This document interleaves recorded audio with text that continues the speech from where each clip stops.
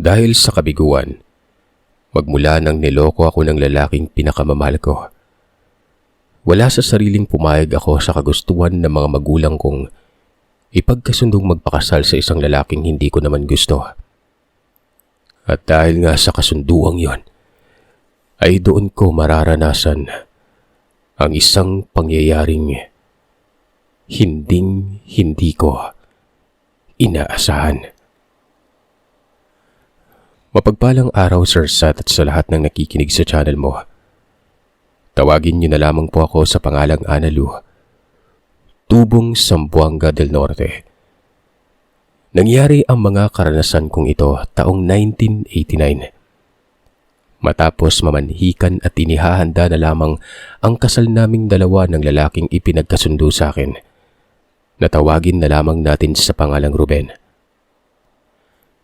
Pansamantalang sa bahay ng mga magulang niya na muna kami manuluyan. Ayon na rin sa kagustuhan ng mga magulang ng binata noon. Habang hindi pa natatapos ang bahay na pinapatayo nila. Walang narinig ni isang salita ang mga magulang ko sa akin. Tahimik lamang akong naging sunod-sunuran sa lahat ng sinasabi ng aking ina. Bago ako dinala sa bahay ng pamilya ni Ruben ay palima kong kinausap ni tatay. Tinanong niya ako kung talaga bang desidido na ako sa naging desisyon ko. Pwede ka pang magbago ng isip, anak. Kung ayaw mong magpakasal, umatras ka na ngayon pa lang. Ayokong balang araw ay magiging miserable ang buhay mo. Gusto kitang makitang maging masaya sa pamilyang bubuuin mo. Hindi yung napipilitan ka lang. Malungkot niyang wika noon. Sinabi ko sa kanyang huwag siyang mag-alala sa akin dahil ayos lang ako. Ito na yata ang kapalaran ko kaya nararapat lamang natanggapin ko ito ng buong buo.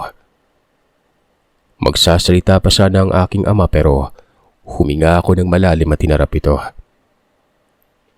Tay, huwag ka na pong mag-alala sa akin. Mukha namang mabait ang pamilya ni Ruben. Hindi naman siguro nila ako pababayaan. Sinabi ko rin sa aking amang ramdam ko namang mabait at maalaga ito. Kaya't huwag niya na akong alalahanin pa. Bumuntong hininga siya at nagsabing ako ang bahala.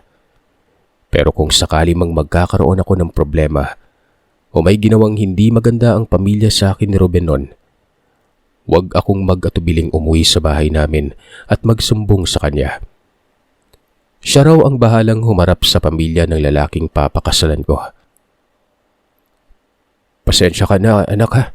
Hindi ko gusto yung ginagawa ng nanay mo pero wala eh. Hindi ko naman kasi alam na baon na pala sa utang yung nanay mo. Ikaw yung naging kabayaran sa utang niya. Dakilang hugador po ang aking ina. At hindi namin alam ni tatay na nagganda baon-baon na pala ito sa utang kakasugal. Kaya naman noong tuluyan na talagang nabaon at wala nang kakayahan pang makapagbayad, ako nang ginawang pambayad utang. Isang matipid lamang ang naging sagot ko sa sinabi ni tatay. Ayoko nang magsalita pa at baka maiyak lamang ako noon. Magkakahalo na kasang samang nararamdaman ko.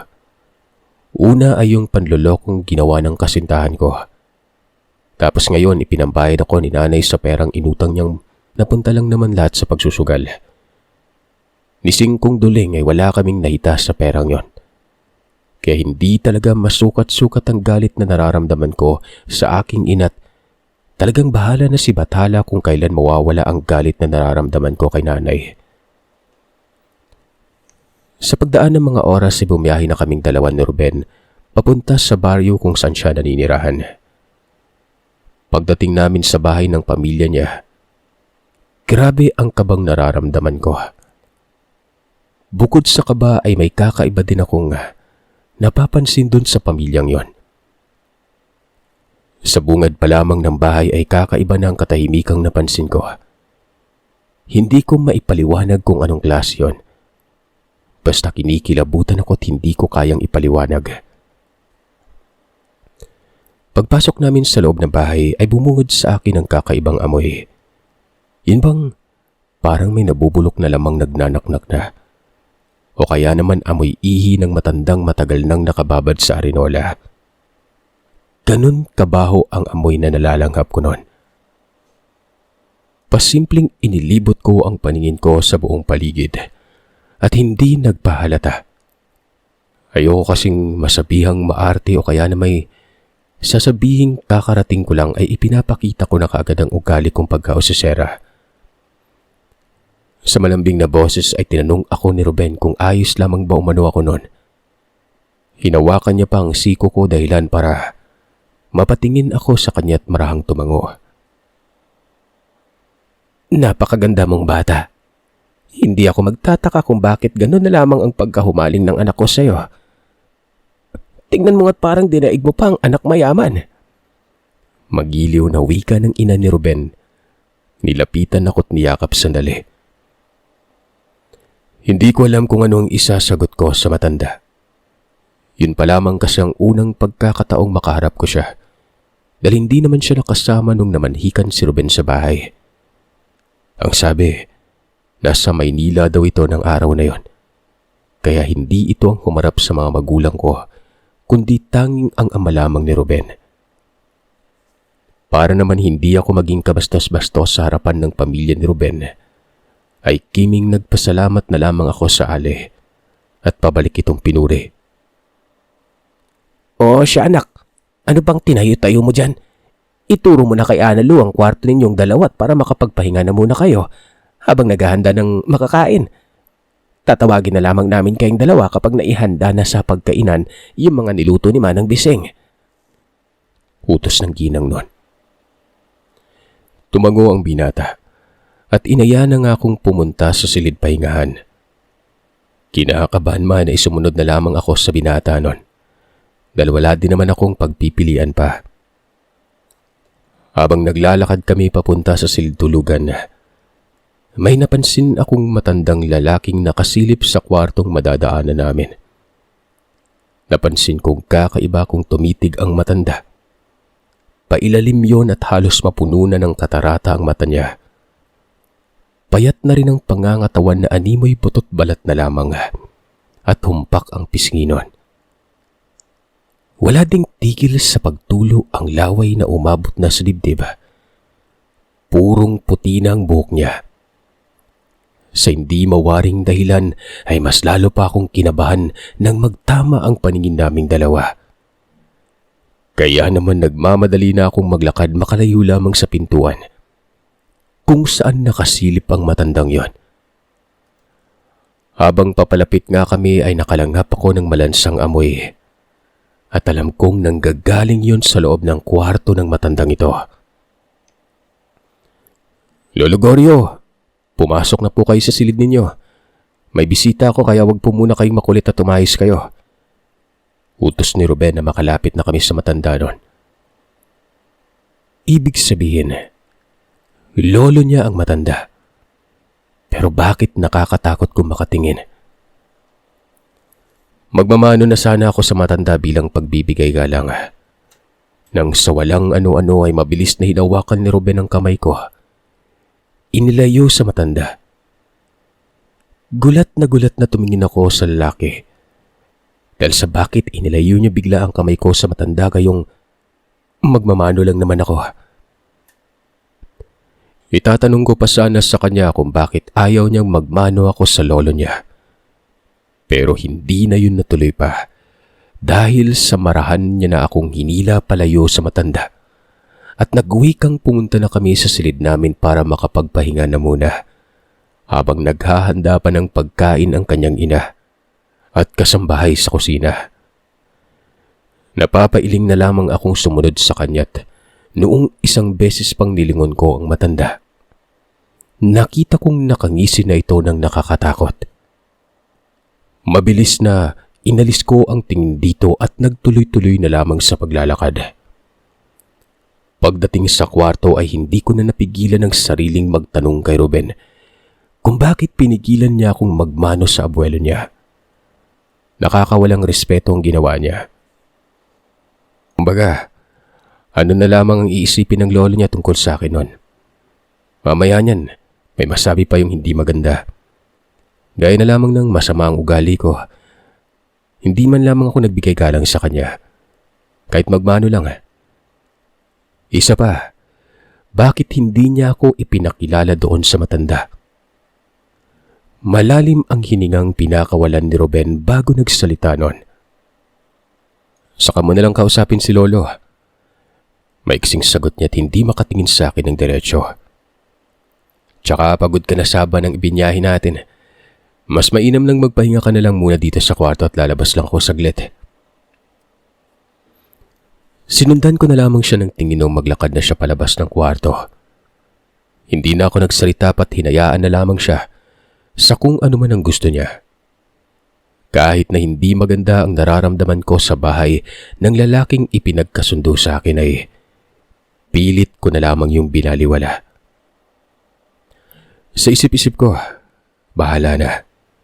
Hindi na mahalaga kung anumang meron sa pamilya ni Ruben. Ang mahalaga sa akin ay bayad ng sugarol kong inat kahit papano. Nag-usap naman kami ni Ruben na magtatrabaho pa rin ako kahit na mag-asawa na kami para matulungan ko pa rin ang mga kapatid ko sa pag-aaral nila. Sa unang gabi ko sa bahay na yun, hindi ako makatulog. May naririnig kasi akong kaluskusan sa pader ng bahay nila. Narinig ko rin ang mahinang pag-atungal ng hayop na parabang asong umaalulong. Kahit anong pabaling-baling ang gawin ko ay hindi pa rin talaga ako dinadalaw ng antok at nakakaramdam na rin ako ng takot noon. Tuwing umaatungal ang hayop na naririnig ko ay hindi maiwasang magtaasan ng mga balahibo ko sa katawan.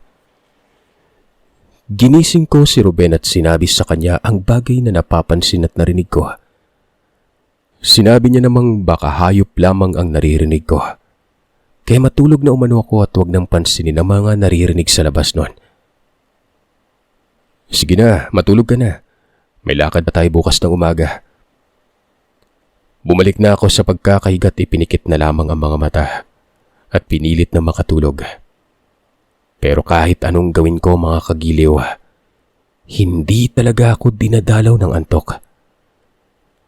Hanggang sa lumipas na lamang ang mga oras at sa palagay ko, mga bandang 1:00 na yun ng madaling araw, nakarinig ako ng ingay sa katabing kwarto na animoy, kadenang nagkakalampagan. Nung una, hindi ko na muna pinansin ang ingay na yun at iniisip na baka nagkamali lamang ako sa pandinig.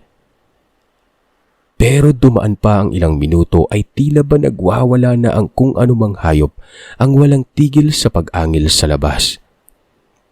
Hindi ko alam kung sa labas ba yun ang bahay o sa loob. Gawa ng mahina lamang ang atungal na naririnig ko at parang bumubulong na nga lang yata yun sa pandinig ko. Kaya't hindi ko mahulaan kung nasaan banda ang ingay na yon. Magkahalong takot at kabang nararamdaman ko at hindi ko alam kung ano ang gagawin. Samantalang si Ruben naman ang balingan ko siya ay nakita ko ang himbing na tulog niya na parang wala man lamang siyang narinig na kahit na ano. Tuloy, hindi ko alam kung gigisingin ko ba siya o hindi. Nang gabing yun nga ay samot-saring katatakutan ang pumasok sa isipan ko. Ewan ko ba pero parang mas gugustuhin ko na lamang umuwi sa bahay namin kesa sa manatili pa sa bahay ni Ruben. Malaki nga ang bahay niya at magarang tingnan pero nakakatakot naman pagsapit ng dilim. Simula kasi kanina ay kung ano-ano na ang kababalagang napapansin ko. Doon pa lang sa pintuan ng kwarto ng lolo ni Ruben ay may mga nakita na akong nakasabit ng kung ano-anong borloloy sa taas ng pintuan. May mga nakaukit ding letrang hindi ko alam kung paanong basahin at ano ang ibig sabihin. Gulong-gulo na ako at hindi alam kung ano ang mga nangyayari. Umabot pa nga sa puntong sumagi sa isipan kong miyembro yata ng kultong pamilya ng lalaking papakasalan ko. Kahit na anong ingay at katakot-takot ang naririnig ko sa labas, hindi ako tumayo sa higaan nun. Nagsusumiksik pa ako sa gilid dahil sa baka mamaya niyan kapag lumabas ako ng kwarto para alamin kung anong nangyari, baka ikapahama ko pa. Makaraan ng ilang minuto ay nakarinig ako ng taong nagsasalita. Parang boses yun ng ama ni Ruben. Sa parting yun ay nabuhayin ako ng loob at panandaliang nawala ang takot na nararamdaman ko matapos marinig ang ama nito. Naglakas loob na akong tumayo at lumapit sa pintuan para pakinggan kung sino ang kinakausap niya. Sa susunod tay, pigilan mong sarili mong gumawa ng ingay ha. Maibisita yung apo mo. Nandyan yung babaeng mapapakasawa niya. Kaya kung pwede lang, huwag ka na munang gumawa ng kahit na ano hanggat naririto sa bahay natin ang apo mo at ang magiging asawa niya. Sige na, kainin mo na yung karne niyan at bukas aagahan kong hatiran kita na makakain dito sa kwarto mo para hindi ka magutom. Nakakahiya sa magiging balai ko yung ginagawa mo. Malinaw kong naririnig ang sinabi ng ama ni Ruben. Hindi ko alam kung anong ibig niyang sabihin at kung bakit parang pagalit siya kung magsalita nun. Parang pinagagalitan niya ang matanda dahil lamang sa pag-iingay nito.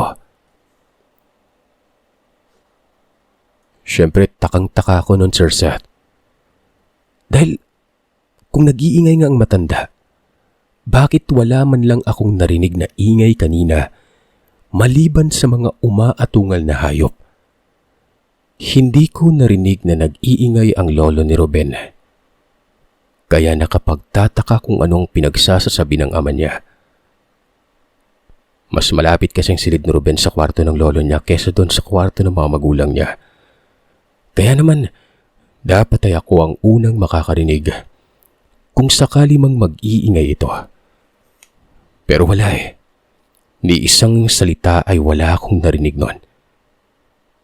Dahil sa hindi ko naman naiintindihan ang sinasabi ng ama ni Ruben, bumalik na lamang ako sa higaan at naging panatag na. Gawa nang nawala na rin ang mga pag-atungal na naririnig ko at ganun din ang mga nagkakalampagang kadena. Pasado 3:00 na ng umaga ako nakatulog. Marahil ay namamahay rin ako kaya hindi kaagad ako nakatulog sa unang gabi. Idagdag mo pa yung mga katakot-takot na naririnig ko at hindi ko mawari kung sa looban ng bahay yun o sa labas. Buti na lang talaga at narinig ko ang boses ng ama ni Ruben. Dahil kung hindi, baka hanggang umagay, dala-dala ko pa rin ang takot na nararamdaman ko noon. Kinabukasan, ganun pa rin mga kagiliw. Hindi namin kasabay sa pagkain ng lolo ni Ruben. Kaya't nagpresenta akong dala nito ng pagkain sa kwarto.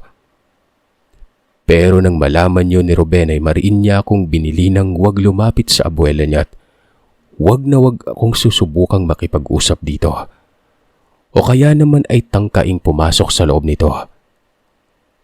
Alam niya naman umanong maganda ang intensyon ko pero sundin ko na lamang umano ang lahat ng mga sinasabi niya.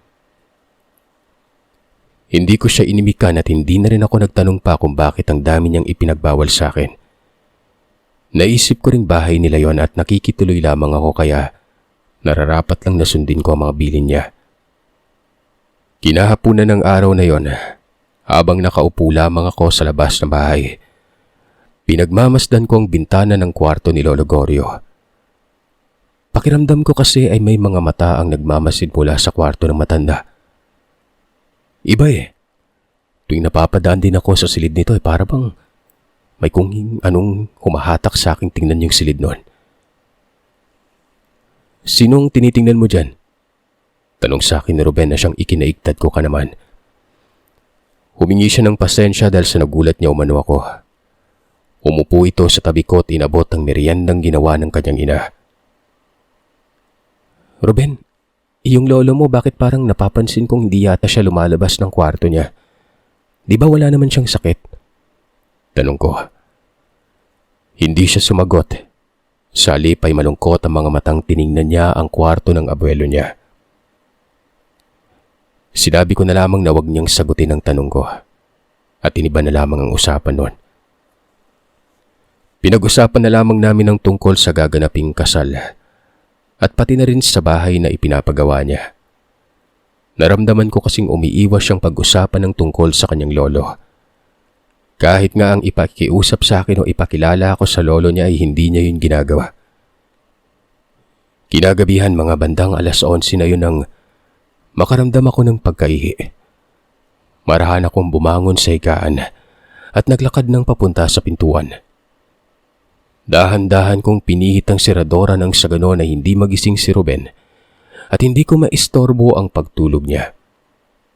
Pagod siya ng araw na yun dahil sa dami ng trabahong inaasikaso niya. Nang mabuksan ko na ang pintuan ay nagmadali na akong pumunta sa banyo. Nasa unang palapag yon kaya naman halos takbuhin ko na ang nilalakaran ko. Makarating lamang doon. Ihing-ihi na talaga ako ng mga sandaling yan, Sir Seth. Matapos kong makaihi at lumabas sa banyo, ay saka pa lamang ako nakaramdam ng takot noon. Doon ko lang din napansing tanging ang mga magdamagang ilaw na nasa kusina lamang ang siyang nagbibigay liwanag sa unang palapag. Parang umurong saglit ang kaluluwa ko ng mga oras na yon. Gawa ng hindi masyadong umaabot ang liwanag sa hagdanan paakyat. Sandali pa akong napamura sa isipan matapos makaramdam ng takot. At naalalang binilinan pala ako ni Ruben na huwag lumabas ng kwarto sa 10 oras ng gabi. Naalala ko pang sinabi sa akin ni Ruben na nakagawian na nilang magpamilyang hindi lumalabas ng ganon. May kanya-kanya namang banyo ang bawat kwarto. Yun nga lang ng mga sandaling yun ay sira ang banyo sa kwarto namin. Binigyan siya ng arinola pansamantala ng kanyang ina habang naghahanap pa ng mag-aayos.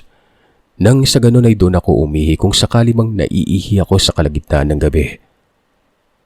Kung ano man ang dahilan at bakit bawal akong lumabas noon, hindi ko alam. Nagmamadali na nga akong naglakad pabalik ng kwarto. Naisip kong hindi naman siguro nila malalamang lumabas ako ng silid dahil mukhang tulog naman na yata ang lahat noon. Nang malapit na ako sa kwarto ay nasipat kong bukas ng bagya ang kwarto ng lolo ni Ruben. Sa hindi mawaring dahilan na hindi ko alam kung ano ang pumasok sa isipan ko. Namalayan ko na lamang ang sariling naglakad papalapit sa kwarto ng matandang yon. Paglapit ko, hinawakan ko ang seradora ng pintuan. Napangiwi pa ako ng bahagya dahil nakapakong malagkit yon na parabang may langis na nilagay o kaya naman ay napatakan ng laway. Saglit akong nandiri lalo noong tiningnan ko ang kamay ko at nalanghap ko ang napakabahong amoy. Kamuntikan pang bumaliktad ang sikmura ko dahil sa amoy na yon. Ako mang aalis na sana ako at babalik sa kwartong tinutulugan ko. Nang sa walang ano-ano ay nakarinig ako sa loob ng kwarto ng mahinang pagsinghap na parabang asong nagsusuka. Natigilan ako sa paglalakad at muling pumihit paharap sa kwarto ng matanda.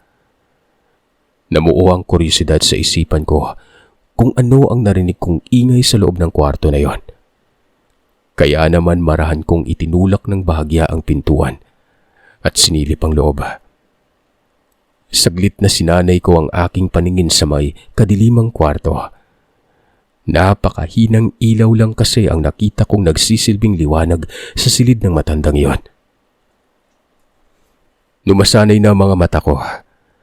Napadako ang paningin ko sa sulok ng kwarto. May nakita akong bulto ng taong nakasalampak sa sahig na nakayukyuk at parang may kung anong ginagawa. Nang tuluyan ng naging malinaw sa paningin ko ang lahat, ay doon pa lamang nanindig ang balahibo ko sa buong katawan. At halos gapangan na ako ng kilabot mga kagiliw.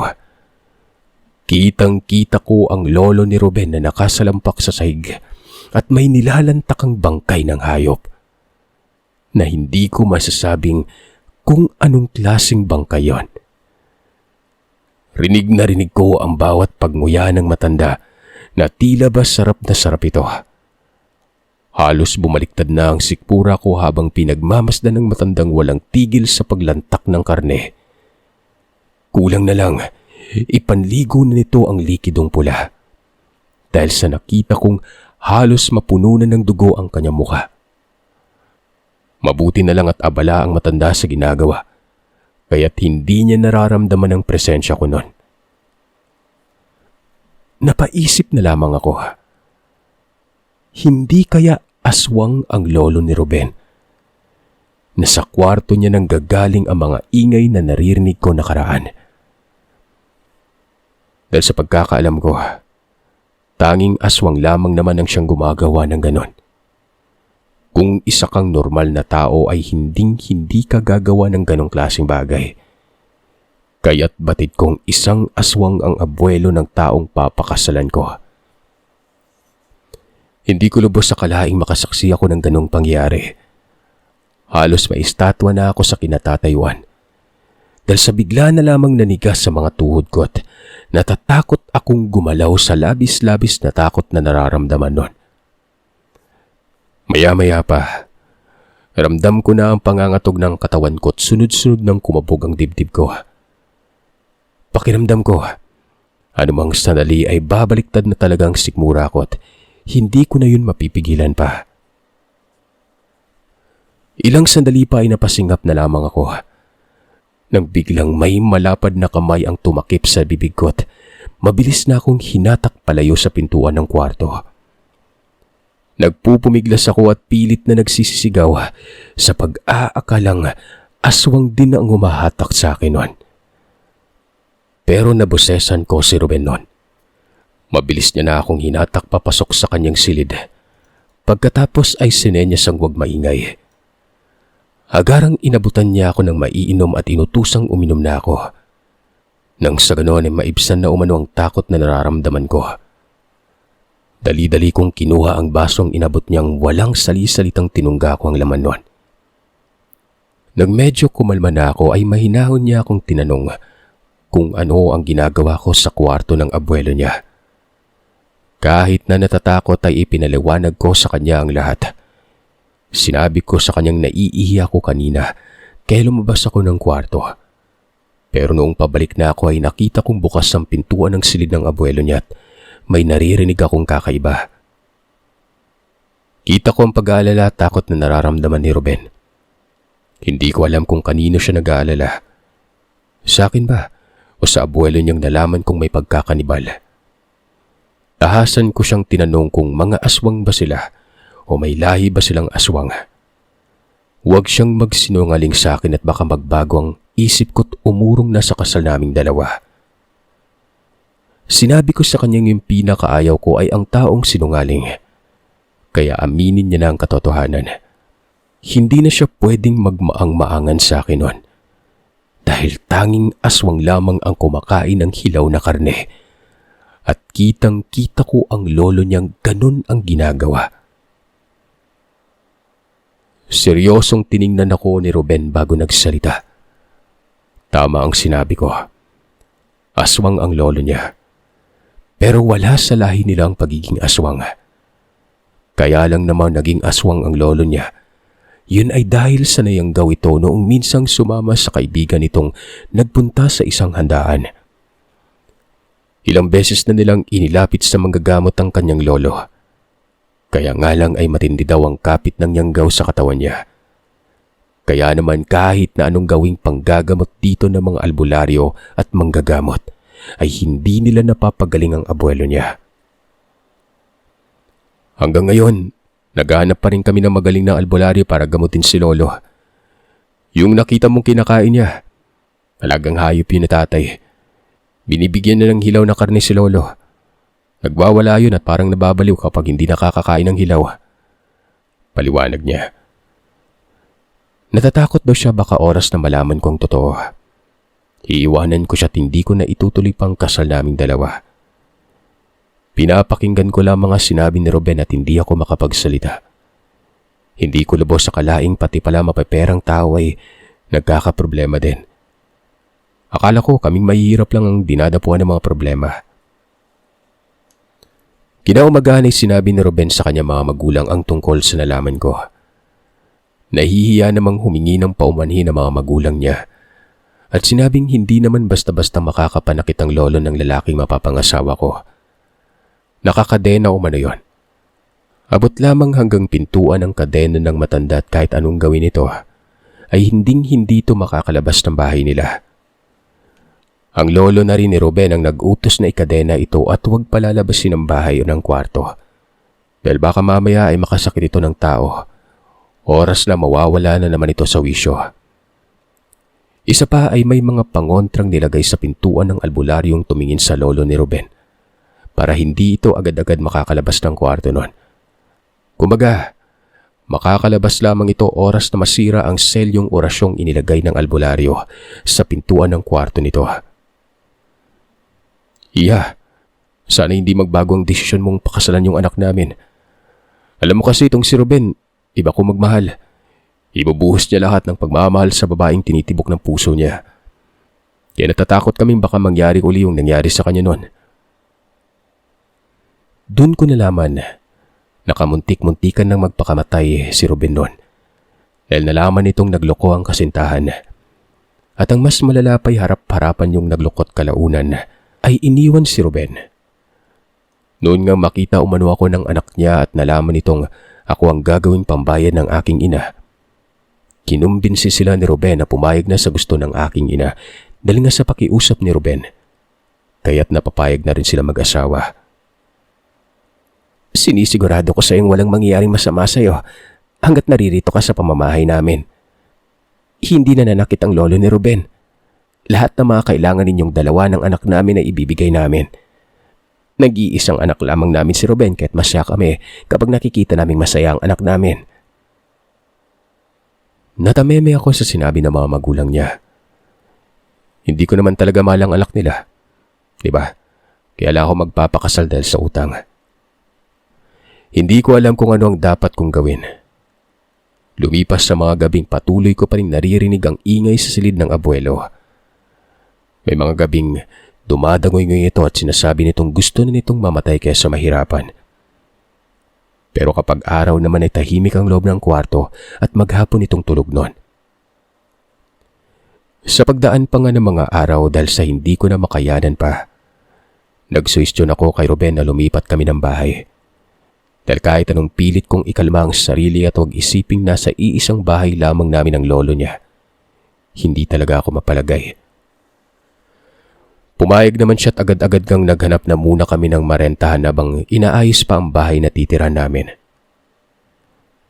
Sa paglipas ng mga buwan ay unti-unti ko nang nakikita ang ugali ni Ruben.